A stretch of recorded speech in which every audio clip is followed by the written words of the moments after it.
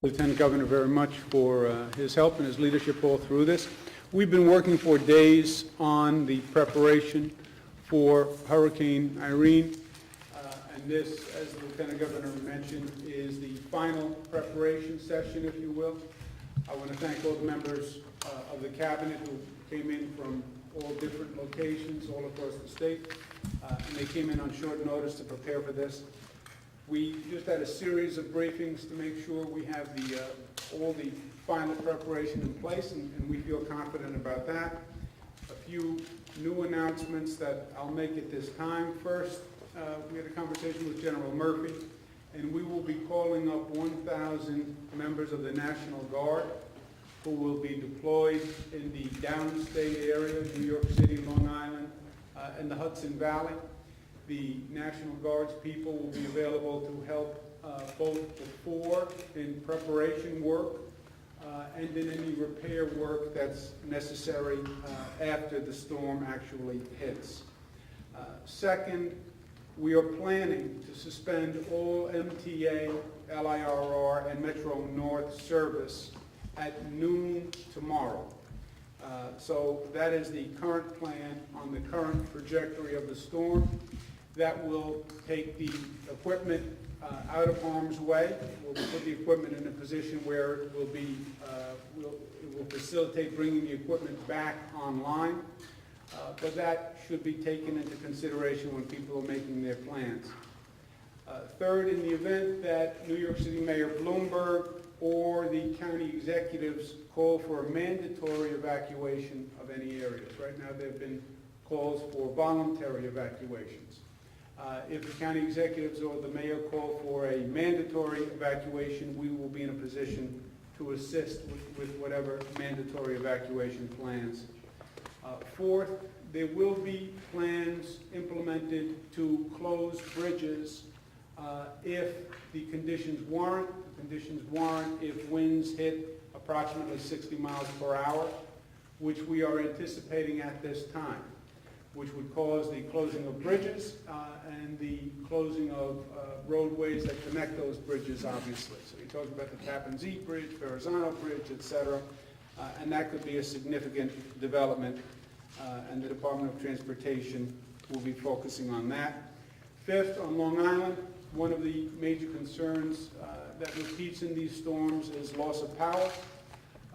LIPA is calling up an additional 2,000 linemen from off-island, 2,000 additional people who can help repair any never experienced before, and we'll be staying on top of that. We'll be deploying the state commissioners all throughout the state to make sure we're in a position where we have not just central coordination, but also regional coordination. Situation like this, we hope for the best, but we prepare for the worst. This has been an extraordinary level of cooperation. We've been working very closely with the federal government. The President had a situation room call this morning that we participated in. Secretary Janet Napolitano has been very helpful and cooperative, FEMA, et cetera. Has been in contact with the appropriate state offices, and we thank them for their cooperation. We've also been working with local governments all across the state, most notably New York City Mayor Bloomberg, Nassau County Executive Mangano, County Executive Astorino of Westchester, County Executive Levy of Suffolk, which are, at this point, the main impacted areas, and we're working closely with them. This is all manageable. We just have to take it seriously. I was telling the Cabinet before you came in that my 8 years in the federal government at HUD, one of the things HUD was responsible for was disaster assistance. And a day like today, the sun is shining, and it's hard to convince people that there's a potentially dangerous situation that is developing. These voluntary evacuation calls should be taken seriously. Do not be deceived by the good weather you see outside. And on these storm situations, the whole key is early movement and preparation. We're doing everything that we can do. Government is working. Government is working well. There's also an individual responsibility that goes with this. And people should not be deceived by the nice weather. Take the calls for voluntary evacuation seriously. They could escalate to calls for mandatory evacuation as time goes on. If the storm worsens, as you've heard, you'll see suspension of train service, MTA service, LIRR service. You could see bridges closed. So if evacuation, if your situation may require evacuation, in my opinion, now is the time to do it. With that, let me turn it over to Howard Glazer, who's the Director of State Operations and has been in charge of the preparedness that's been going on. Okay. Thank you, Governor. I'll be brief, just give you a summary of some of what we talked about.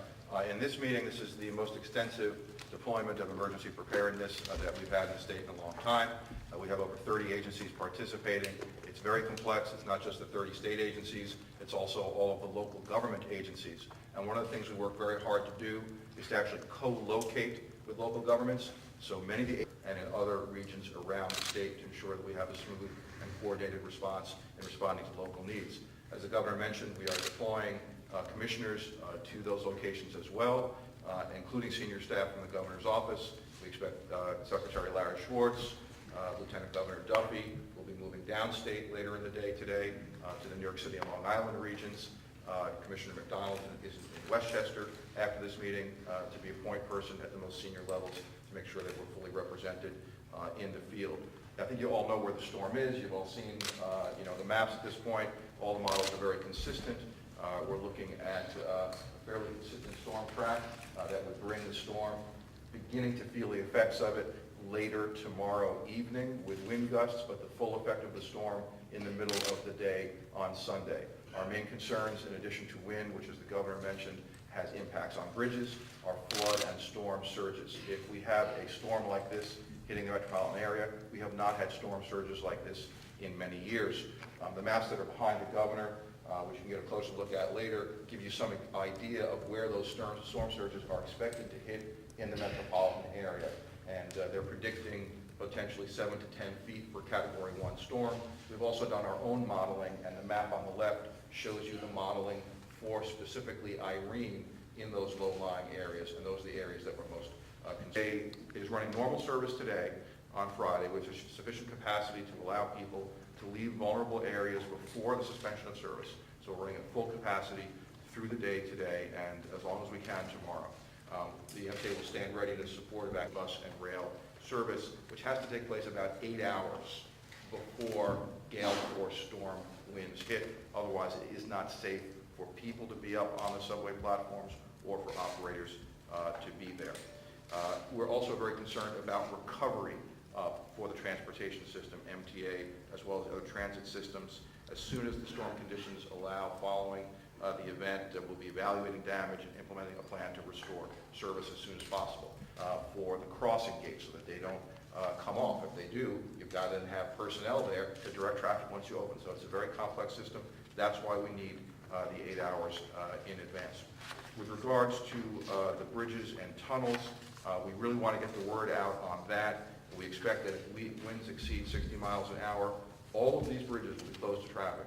The George Washington Bridge, all the Triborough TBTA bridges, the Hudson River bridges, including the Bear Mountain Bridge, the Thruway would be closed at the Tappan Zee, the Newburgh Beacon Bridge, all the way up the Hudson. So it's a very significant impact on the transportation system in New York. It just reemphasizes what the Governor said. People need to stay in place as much as possible. We're not only working with the local entities, we're also working with nonprofits such as the Red Cross. We've asked the Red Cross of Greater New York to provide staff for 65 evacuation centers. We're working hand in hand with them in each of the local regional offices as well. So this is a very broad storm. It's, the state response ranges from providing assistance in evacuating vulnerable populations, which Dr. Shah is working on with the city. We have 150 ambulances that we have requisitioned with operators that are going down to New York today. So from one end of the state to the other, where the state DEC is lowering reservoir levels upstate through the day yesterday to ensure that if there's flooding upstate, we have sufficient capacity to take that in. It's a very complex operation. This team will continue to work, Governor, and we're working throughout the next 72 hours to make sure that the state is as safe as possible. I thank Howard Glazer and his team who've literally been working on this for days. And I'll end where I started. This is a manageable situation, but it is a serious situation, and it should be taken that way. We are New Yorkers, and we are tough, and we like to think of ourselves as tough, and we are tough, but we're also smart. And it's smart to prepare. It is smart to evacuate if you're in a low-lying area, if you're on a barrier island, if you are in an area that is susceptible. It is smart to evacuate, and it is smart to evacuate now. Again, just because the sun is shining doesn't mean there's nothing to worry about. The storm is on the way, and let's prepare, and let's prepare now. Governor, what about airport closures? You want to speak to that, Howard? Joe? Well, that will be, as I'll mention, it will be as conditions warrant. We expect flooding at JFK. We expect disruption of service. Joan, do you want to add more to that? Yeah, that's done in coordination with the airlines. In any weather-related situation, they try to get as many flights in and out, but safety of the traveling public will not be compromised. So the high winds and the flooding is a real issue with JFK, and the Port Authority is monitoring that on an hourly basis, and we'll post information as it becomes available. Thank you. Governor, as a point of comparison, I guess, for New Yorkers who are trying to figure out what to do, could you describe what your family is doing? Are they taking any special precautions, leaving the city, for example? My girls are with me today. We're at the State Fair yesterday, and they are with me today. So I don't know that they are in the best position. But if you are in a flood zone area, a low-lying area, in different parts of the state, there are designations. New York City, Nassau County, Suffolk County are talking about specific locations and urging voluntary evacuations of those areas. I would take that very seriously. As I mentioned before, I spent my 8 years in Washington. I did a lot of emergency assistance, a lot of disasters, and you see the same pattern over and over, where the weather looked fine, people didn't take the situation as seriously as they should, and then it became too late. And then many people try to leave in a short period of time, and that's when you have confusion, and that's what we're trying to avoid. So I would listen to the local officials. When I had a call with the county executive of Nassau, we've been talking to New York City, we've been talking to Suffolk County. I would listen to the local officials and take this seriously. I know there's a disconnect, that you hear all these somber warnings and you look outside and the sun is shining. The sun will not be shining in a couple of days. And now is the time to prepare, and now is the time to take action. Governor, to your point of experience, how has it been complicated, though, for the state, just because New York usually does not experience hurricanes? And is this what they call a 100-year event? You know, Nick, we don't, it is not, I don't know if it's a 100-year event, but it is infrequent, certainly. We have been preparing for this. We have protocols for this. We have plans for this. We drill for this. Now, that's all different than actually going through it, and we're now going through it. Good news is we had some advance warning, and we started to prepare immediately. And we literally have been preparing for days. When Mr. Glazer is speaking about these preparations, these, Nick, have been days and days of preparations. And this meeting is really a final convening, but there have been dozens of meetings and phone calls. We're blessed with a very good working relationship with local governments and with the federal government. And they have been very, very helpful. So it's a relatively distinct situation. We have dealt with hurricanes in the past. I don't know of this force, and we won't know until we actually see what Irene brings to New York. But we're doing everything that we can, and I feel good about the level of preparation and cooperation. Governor, one of our reporters says that there's warnings about going into the Adirondack backcountry even, and that people shouldn't go camping this weekend. Is that the case? Are you issuing warnings about that? Joe? Yes, we have issued warnings. We're asking people to stay out of both the Catskills and Adirondacks for two reasons. One, saturated soils make them very unstable, and winds can come. Governor, in terms of Starting the, tomorrow afternoon. in terms of the storm surge, what do we expect the critical hours for that to be? When will it be the highest, based on our estimates now? Howard, what's the latest in terms of predictions in terms of the storm surge? So the storm surge is basically a function of the wind, so it's right ahead of the wind. So when the storm makes, that's the time of greatest vulnerability at this point for the surge. And, sorry, go ahead. But how does that relate to the tide? Is that high tide, low tide? Are we getting any kind of break in terms of the timing of this? We're gonna have to really look at what the tides are at that point, and it's very hard to say with precision right now when that landfall will take. On your point, your question about the Adirondacks, we've been talking about New York City, Nassau, Suffolk, Rockland, Westchester. The entire state could be affected and impacted here, and they're calling for high rain, high amounts of rain all across the state. So this is not a localized situation, and this level of preparation should be taken seriously statewide. Governor, what kind of preparations are you taking near Indian Point? We are in touch with Indian Point. They are, as you know, is a private operator, the Entergy company. We've been talking to them through the earthquake, and we were curious if there was any damage after the earthquake. And we've been speaking to them about preparations for the plant for this event. They feel confident in their level of preparation. Any assistance they need from us, we stand ready. One more, guys. Governor, mention was made of 2,000 repair crews for LIPA, but if there is widespread power outages from North Carolina all the way up to Canada, as has been speculated as a possibility, are you satisfied that you're going to be able to get that number of additional repair crews?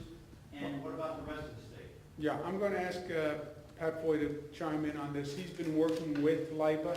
We have a little bit of experience with LIPA and storms where, given the geography of Long Island, there are many trees, there's a storm, the trees fall, power lines are down, and in the past, LIPA has experienced delays in restoring power, and we're doing the best we can to anticipate that and prevent that.